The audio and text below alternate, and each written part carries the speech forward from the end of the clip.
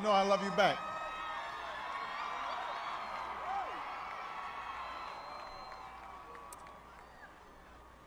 It is a rare honor in this life to follow one of your heroes. And John Lewis is one of my heroes.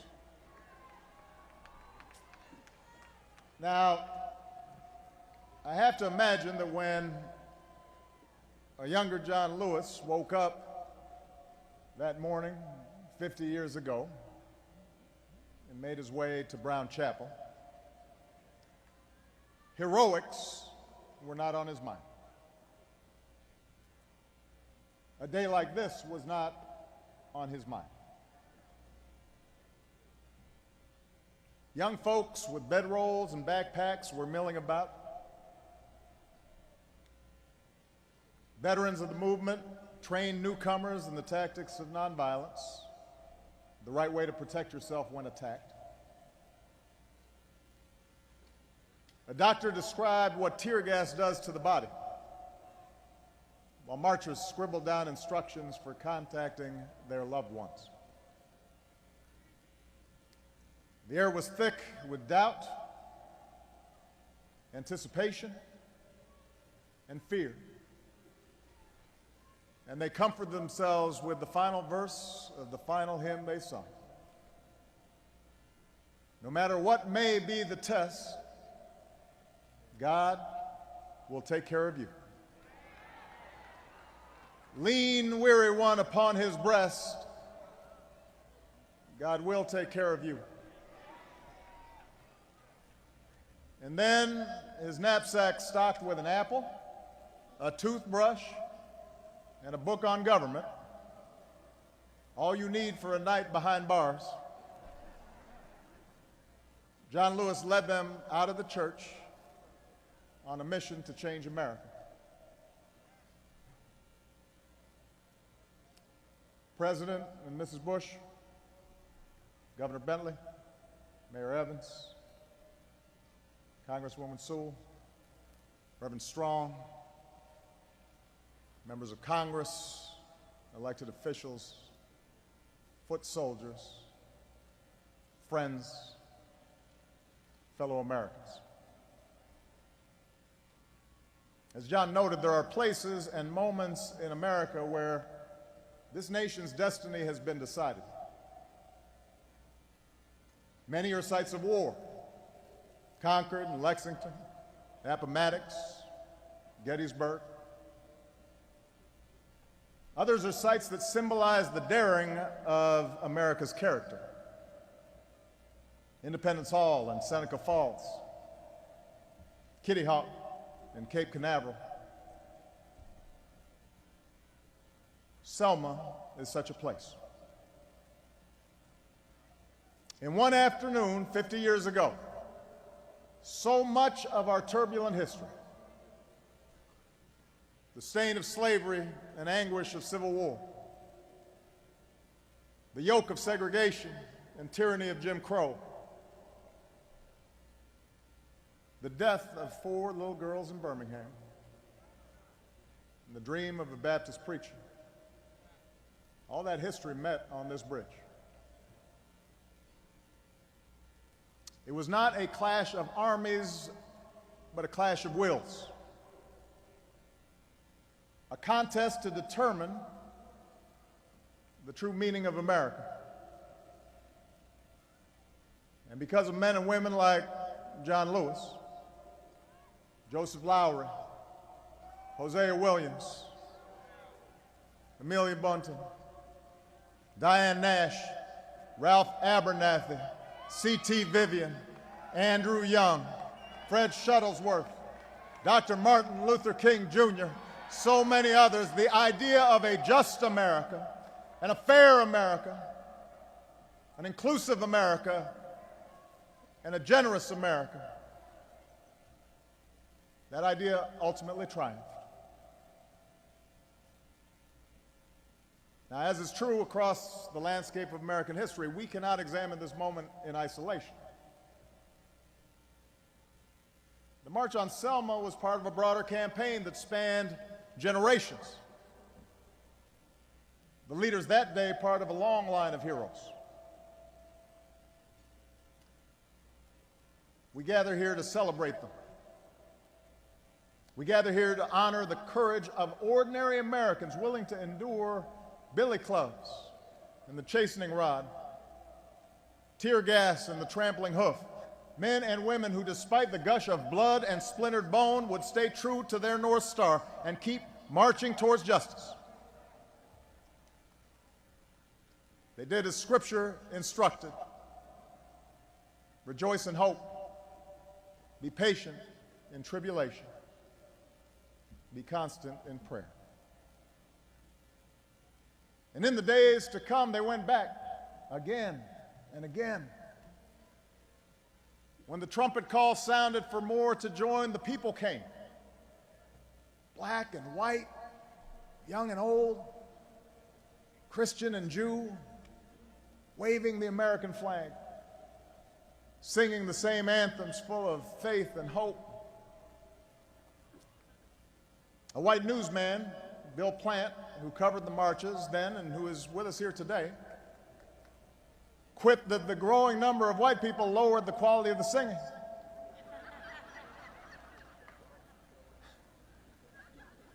To those who marched, though, those old gospel songs must have never sounded so sweet.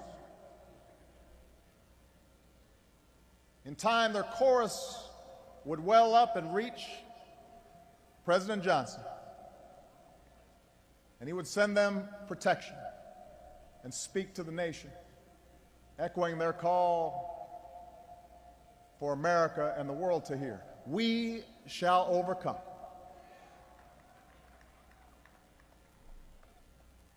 What enormous faith these men and women had. Faith in God, but also faith in America. The Americans who crossed this bridge, they were not physically imposing, but they gave courage to millions. They held no elected office, but they led a nation. They marched as Americans who had endured hundreds of years of brutal violence, countless daily indignities, but they didn't seek special treatment, just the equal treatment promised to them almost a century before.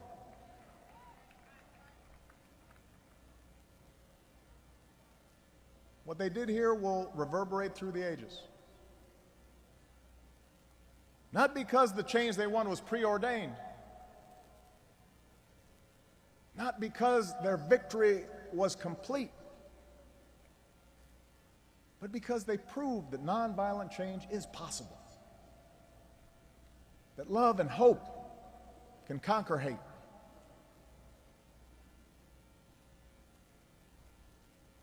As we commemorate their achievement, we are well served to remember that at the time of the marches, many in power condemned rather than praised them.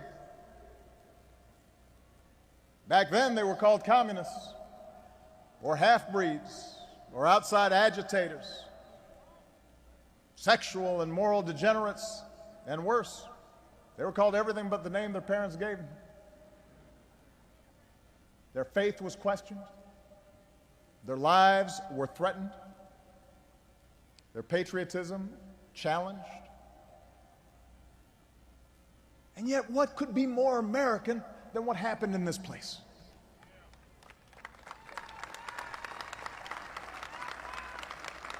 What could more profoundly vindicate the idea of America than plain and humble people, unsung, the downtrodden, the dreamers not of high station, not born to wealth or privilege, not of one religious tradition, but many, coming together to shape their country's course? What greater expression of faith in the American experiment than this?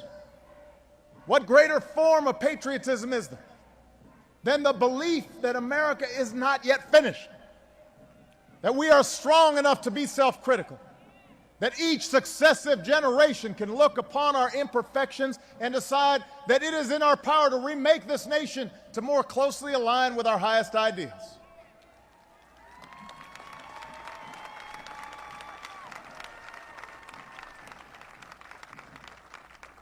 That's why Selma's not some outlier in the American experience. That's why it's not a museum or a static monument to behold from a distance. It is instead the manifestation of a creed written into our founding documents. We, the people, in order to form a more perfect union, we hold these truths to be self-evident, that all men are created equal. These are not just words. They're a living thing, a call to action, a roadmap for citizenship, and an insistence in the capacity of free men and women to shape our own destiny. For founders like Franklin and Jefferson, for leaders like Lincoln and FDR, the success of our experiment in self-government rested on engaging all of our citizens in this work. And that's what we celebrate here in Selma. That's what this movement was all about. One leg in our long journey toward freedom.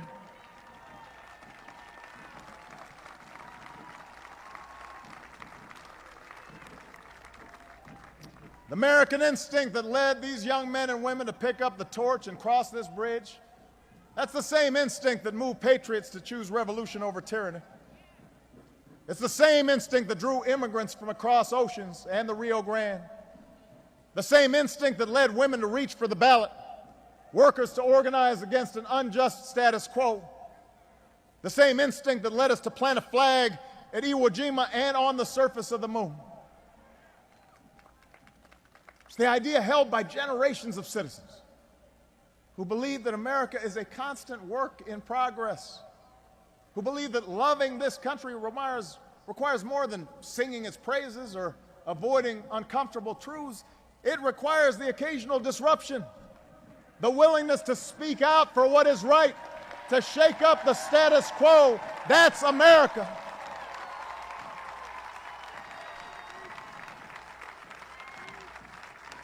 That's what makes us unique. That's what cements our reputation as a beacon of opportunity. Young people behind the Iron Curtain would see Selma and eventually tear down that wall. Young people in Soweto would hear Bobby Kennedy talk about ripples of hope and eventually banish the scourge of apartheid. Young people in Burma went to prison rather than submit to military rule. They saw what John Lewis had done. From the streets of Tunis to the Maidan in Ukraine, this generation of young people can draw strength from this place, where the powerless could change the world's greatest power and push their leaders to expand the boundaries of freedom.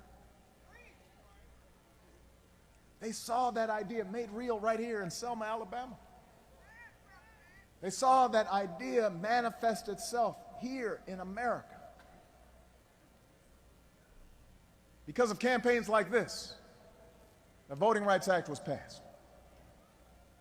Political and economic and social barriers came down. And the change these men and women wrought is visible here today in the presence of African Americans who run boardrooms, who sit on the bench, who serve in elected office from small towns to big cities, from the Congressional Black Caucus all the way to the Oval Office. Because of what they did. The doors of opportunity swung open not just for black folks, but for every American. Women marched through those doors.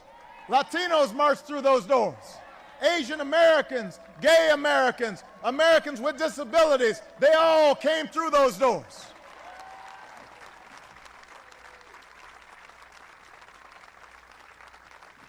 Their endeavors gave the entire South the chance to rise again, not by reasserting the past, but by transcending the past.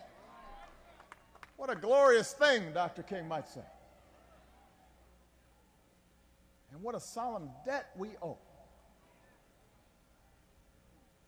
Which leads us to ask, just how might we repay that debt? First and foremost, we have to recognize that one day's commemoration, no matter how special, is not enough. If Selma taught us anything, It's that our work is never done. The American experiment in self-government gives work and purpose to each generation. Selma teaches us as well that action requires that we shed our cynicism. For when it comes to the pursuit of justice, we can afford neither complacency nor despair. You know, just this week I was asked whether I thought the Department of Justice's Ferguson report shows that, with respect to race, little has changed in this country. And I understood the question. The report's narrative was sadly familiar. It evoked the kind of abuse and disregard for citizens that spawned the civil rights movement. But I rejected the notion that nothing's changed. What happened in Ferguson may not be unique, but it's no longer endemic. It's no longer sanctioned by law or by custom. And before the civil rights movement, it most surely was. We do a disservice to the cause of justice by intimating that bias and discrimination are immutable, that racial division is inherent in America. If you think nothing's changed in the past 50 years, ask somebody who lived through the Selma or Chicago or Los Angeles of the 1950s. Ask the female CEO who once might have been assigned to the secretarial pool if nothing's changed. Ask your gay friend if it's easier to be out and proud in America now than it was 30 years ago. To deny this progress, this hard-won progress, our progress, would be to rob us of our own agency, our own capacity, our responsibility to do what we can to make America better. Of course, a more common mistake is to suggest that Ferguson is an isolated incident, that racism is banished, that the work that drew men and women to Selma is now complete, and that whatever racial tensions remain are a consequence of those seeking to play the race card for their own purposes. We don't need a Ferguson report to know that's not true. We just need to open our eyes and our ears and our hearts to know that this nation's racial history still casts its long shadow upon us. We know the march is not yet over. We know the race is not yet won. We know that reaching that blessed destination where we are judged, all of us, by the content of our character, requires admitting as much, facing up to the truth. We are capable of bearing a great burden, James Baldwin once wrote. Once we discover that the burden is reality and arrive where reality is, there's nothing America can't handle if we actually look squarely at the problem. And this is work for all Americans, not just some, not just whites, not just blacks. If we want to honor the courage of those who marched that day, then all of us are called to possess their moral imagination. All of us will need to feel, as they did, the fierce urgency of now. All of us need to recognize, as they did, that change depends on our actions, on our attitudes, the things we teach our children. And if we make such an effort, no matter how hard it may sometimes seem, laws can be passed, and consciences can be stirred, and consensus can be built. With such an effort, we can make sure our criminal justice system serves all and not just some. Together, we can raise the level of mutual trust that policing is built on. The idea that police officers are members of the community they risk their lives to protect. And citizens in Ferguson and New York and Cleveland, they just want the same thing young people here marched for 50 years ago, the protection of the law.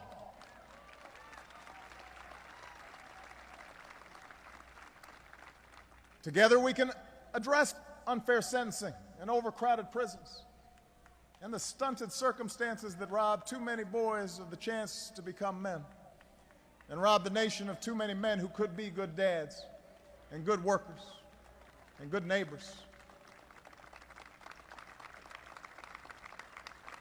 With effort, we can roll back poverty and the roadblocks to opportunity.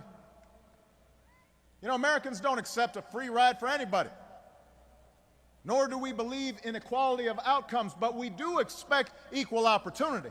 And if we really mean it, if we're not just giving lip service to it, but if we really mean it and we're willing to sacrifice for it, then yes, we can make sure every child gets an education suitable to this new century. One that expands imaginations and lifts sights and gives those children the skills they need. We can make sure every person willing to work has the dignity of a job and a fair wage and a real voice and sturdier rungs on that ladder into the middle class. And with effort, we can protect the foundation stone of our democracy for which so many marched across this bridge, and that is the right to vote.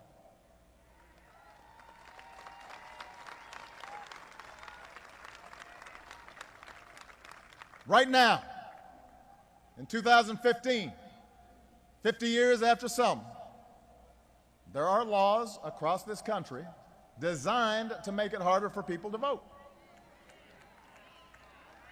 As we speak, more such laws are being proposed. Meanwhile, the Voting Rights Act, the culmination of so much blood, so much sweat and tears, the product of so much sacrifice in the face of wanton violence, the Voting Rights Act stands weakened. Its future subject to political rancor. How can that be? The Voting Rights Act was one of the crowning achievements of our democracy, the result of Republican and Democratic efforts. President Reagan signed its renewal when he was in office. President George W. Bush signed its renewal when he was in office.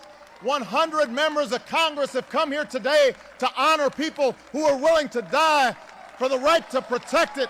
If we want to honor this day, let that 100 go back to Washington and gather 400 more and together pledge to make it their mission to restore that law this year. That's how we honor those on this bridge.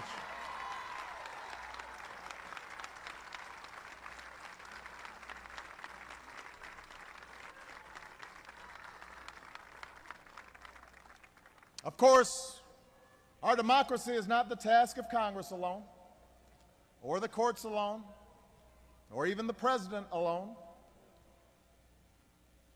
If every new voter suppression law was struck down today, we would still have here in America one of the lowest voting rates among free peoples. 50 years ago, registering to vote here in Selma and much of the South meant guessing the number of jelly beans in a jar, the number of bubbles on a bar of soap. It meant risking your dignity and sometimes your life. What's our excuse today for not voting? How do we so casually discard the right for which so many fought? How do we so fully give away our power, our voice in shaping America's future? Why are we pointing to somebody else when we could take the time just to go to the polling places?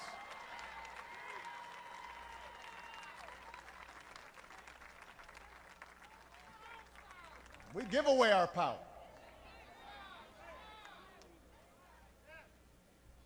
Fellow marchers, so much has changed in 50 years. We have endured war, and we fashioned peace. We've seen technological wonders that touch every aspect of our lives. We take for granted conveniences that our parents could have scarcely imagined.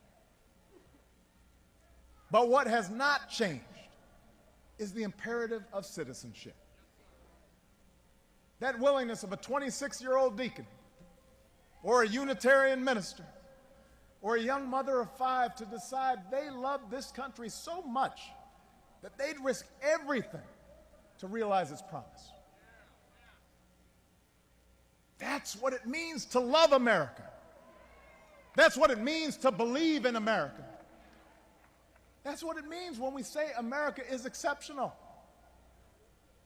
For we were born of change. We broke the old aristocracies, declaring ourselves entitled not by bloodline, but endowed by our Creator with certain inalienable rights. We secure our rights and responsibilities through a system of self-government, of and by and for the people. That's why we argue and fight with so much passion and conviction, because we know our efforts matter. We know America is what we make of it. Look at our history.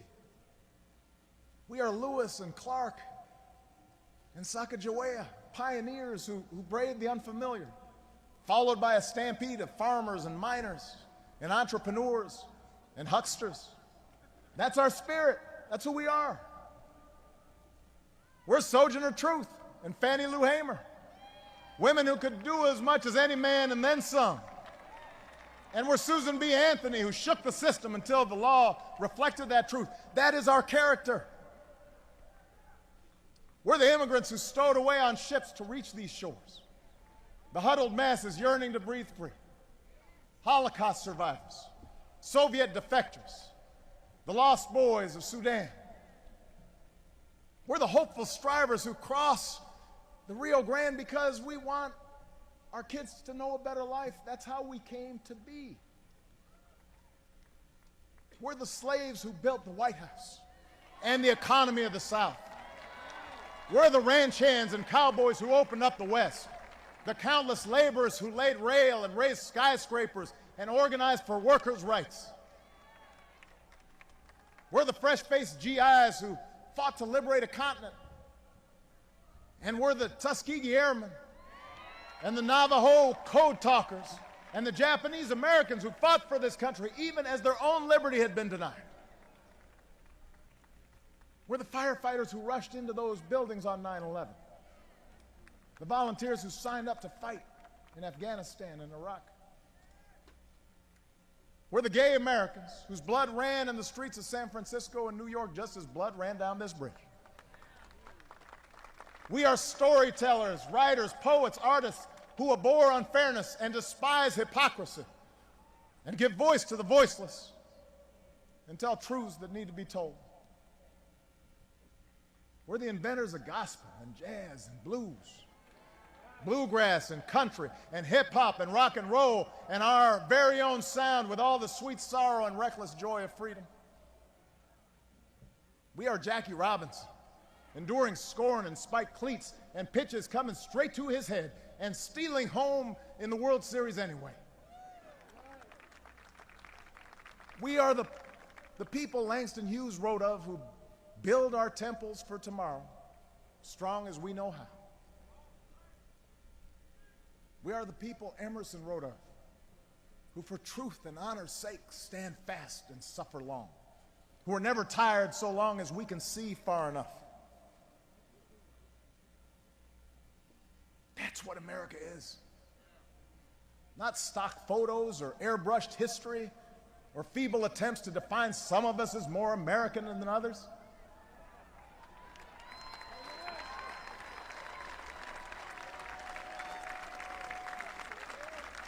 We respect the past, but we don't pine for the past. We don't fear the future. We grab for it. America's not some fragile thing. We are large, in the words of Whitman, containing multitudes. We are boisterous and diverse and full of energy, perpetually young in spirit. That's why someone like John Lewis said that at ripe old age of 25 could lead a Marty March. And that's what the young people here today and listening all across the country must take away from this day. You are America, unconstrained by habit and convention, unencumbered by what is, because you're ready to seize what ought to be. For everywhere in this country, there are first steps to be taken. There's new ground to cover. There are more bridges to be crossed. And it is you, the young and fearless at heart, the most diverse and educated generation in our history, who the nation is waiting to follow. Because Selma shows us that America is not the project of any one person. Because the single most powerful word in our democracy is the word we. We the people. We shall overcome. Yes, we can. That word is owned by no one. It belongs to everyone. Oh, what a glorious task we are given to continually try to improve this great nation of ours. 50 years from Bloody Sunday. Our march is not yet finished, but we're getting closer. 239 years after this nation's founding, our union is not yet perfect, but we are getting closer. Our job's easier because somebody already got us through that first mile. Somebody already got us over that bridge. When it feels the road's too hard, when the torch we've been passed feels too heavy, we will remember these early travelers and draw strength from their example and hold firmly to the words of the prophet Isaiah. Those who hope in the Lord will renew their strength.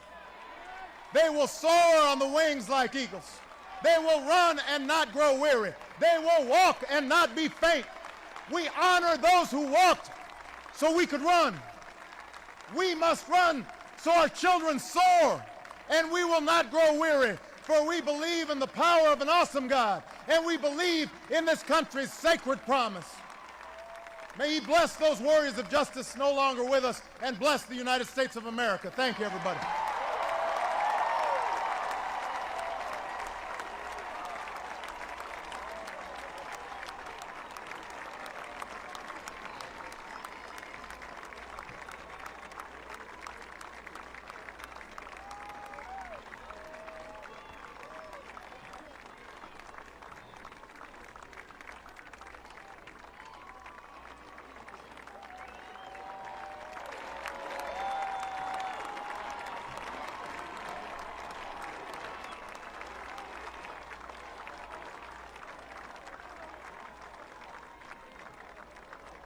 Reverend